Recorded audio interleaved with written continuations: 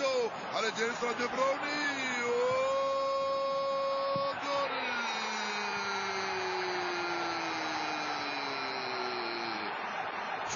في نهاية المطاف فعلها بابلو زاباليتا في القائمة الثاني.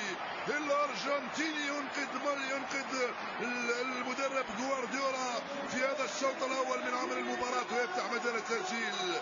رائع انتهى دي برويني والأروع بابلو زاباليتا في القائمة الثاني. خلل في منظومة دفاع واتفورد. دي برويني البلجيكي الفنان بيسرى حتى لزاباليتا في القائمة الثاني. إيريلو غوميز لم يقدر على غلق الزاوية.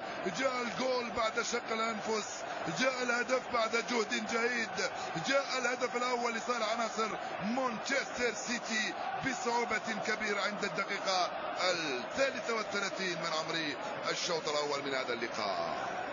في نهاية المطاف يا زاباليتا افتتحت مجال التسجيل، هو أول هدف.